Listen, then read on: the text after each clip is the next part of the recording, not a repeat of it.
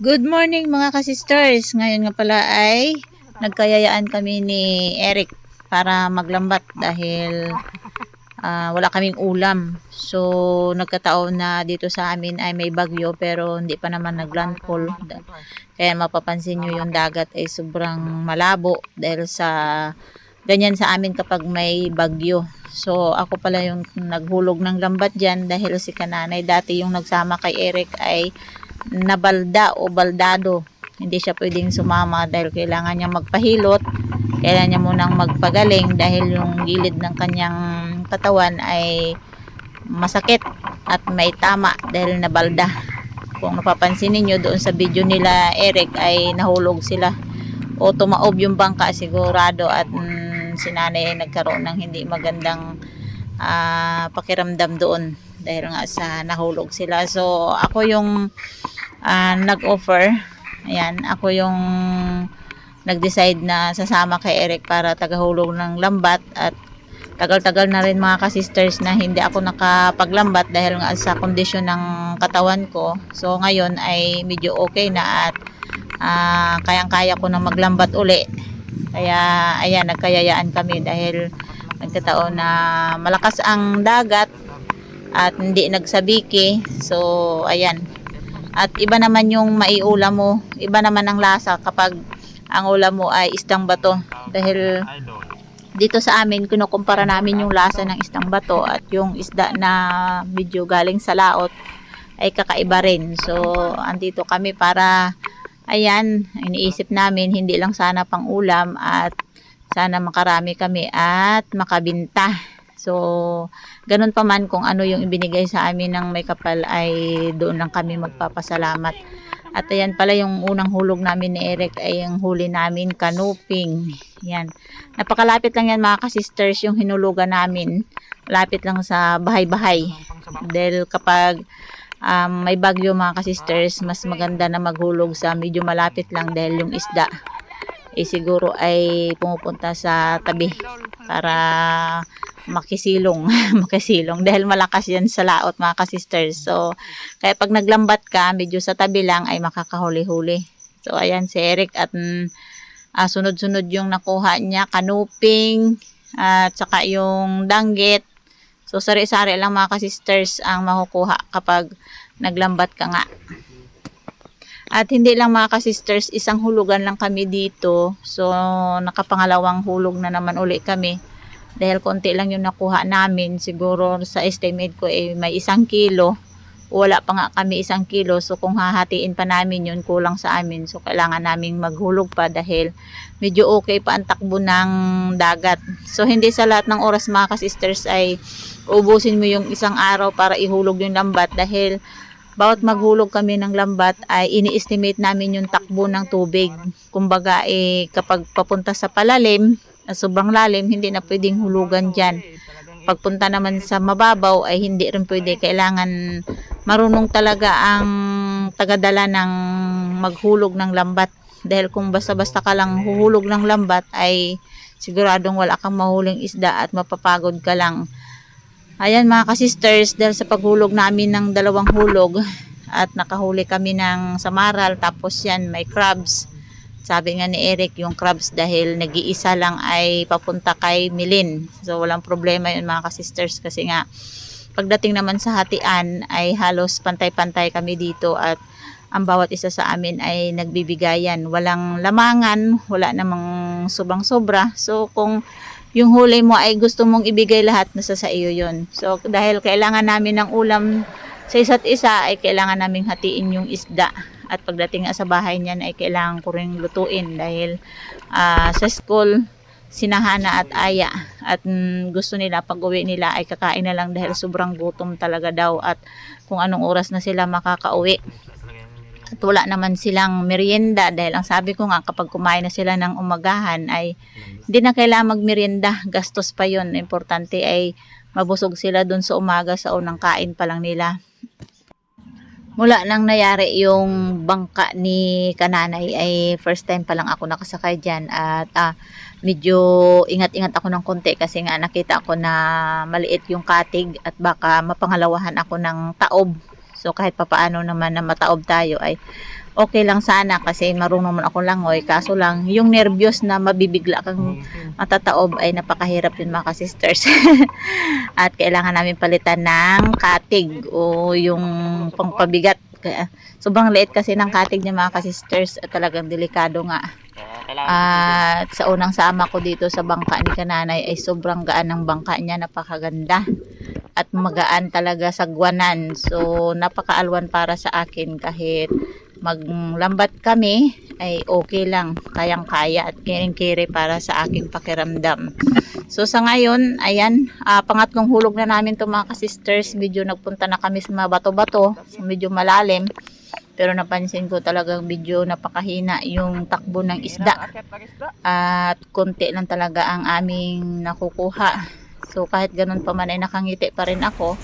At andito na nga ako ngayon sa bahay dahil plano ko magluluto agad. Dahil pag nakauwi sila Hana ay kailangan may makain. So andito ako ngayon sa aking garden. Ay pagtataba naman. Mga sisters, kuha tayo ng kalabasa.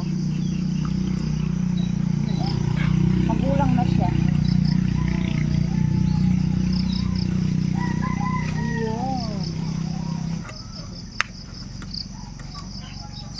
Ayan. Naputol tuloy ang kanyang pinaka. Ayan. Magulang na. Ayan. Alada sisda. Ito yung sako na to. Meron naman po nilagay lang sa sako. 2 piraso. Magsabay kasi sila magbuo. Maaga pa magluluto tayo ng magiging ulam nila Hana at Aya. Kasi papasok naman sila sa school. So after ng pagluto ko ay diretso ako ng garden kasi araw-araw tayo nagpupunta sa garden dahil may maiisang tayo.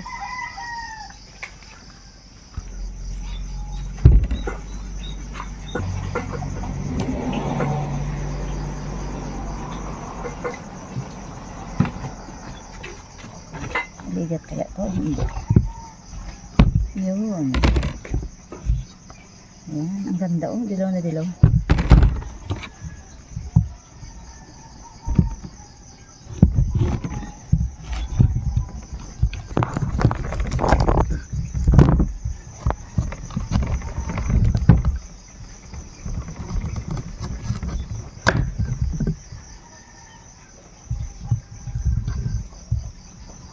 Bali, kukuha lang ako mga sisters ng magkasya lang sa isang ulaman para hindi masayang.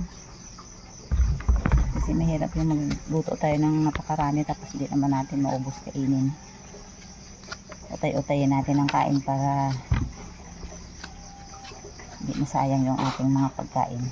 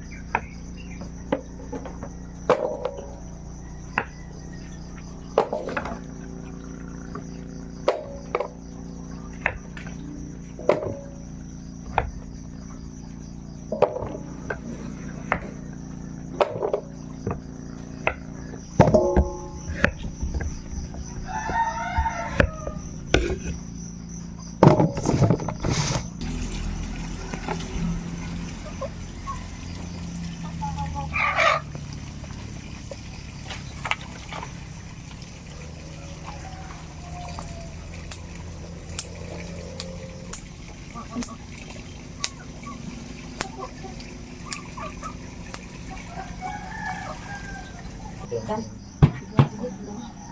Hindi na pag-iilakot yung mga likod ni Ella. Diyan na, diyan na. Ano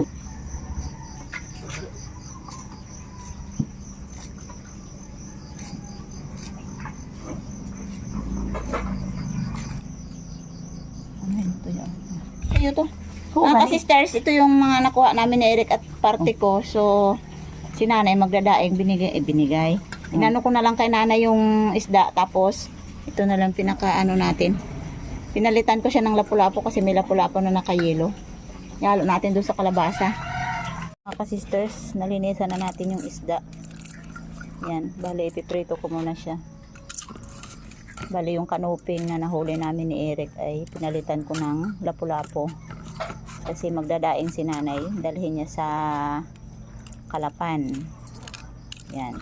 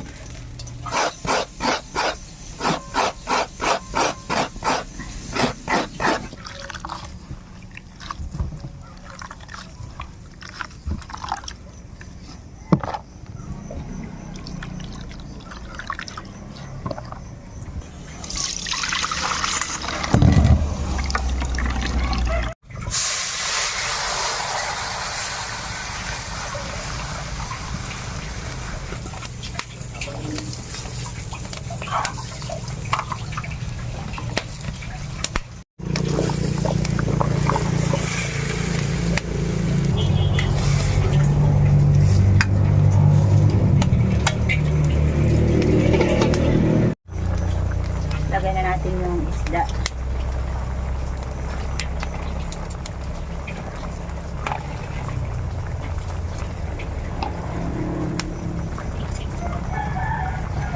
Patis. Masarap kasi pag patis ang ilalagay natin pang palasa.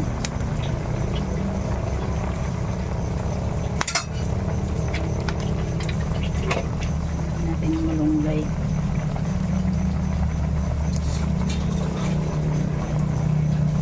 Ang gata. Ang gata. Para magkrema. So ano mga ka-sisters, yung ating ginataang kalabasa, napakasarap at napakasustansya dahil sa malunggay at kalabasa. Yan, sagana sa protein. Okay, luto na yan at templado na. Kakain na. Kain mo na. Oh, my favorite. Mainit-init pa. Ang ligat ng kalabasa.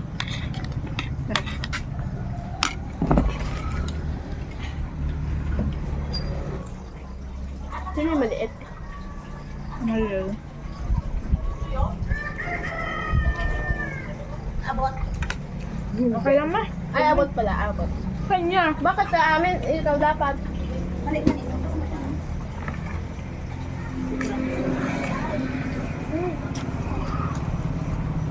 Abot eh. Abot, tapos sarap. Sarap yung sabaw. Abot namin. Ito na. Oh, grabe ang pagkain niya. Oh. At kasama na yan. Bago ang start kapag panaghinipan ko na. Yeah. Kasama na dito sa pagkain mo yung umagahan, tanghali at hapunan. Oo, good. Hindi, paggabi yan, wala na yan. Grabe. Dami? Dahil magkain. Damihan mo kasi magkain, Hana. Taba ka din. Hindi nga ako makarami. Marami ako magkain, pero ayoko. Bunot ang ngipin.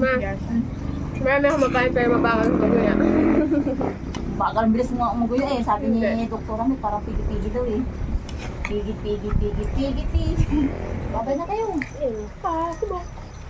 Bye-bye. So ayun mga ka-sisters, pupunta na yan si school at ano yan, nasermonan na Hindi na ako mapasok. about word.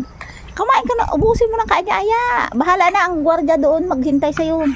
Shhh.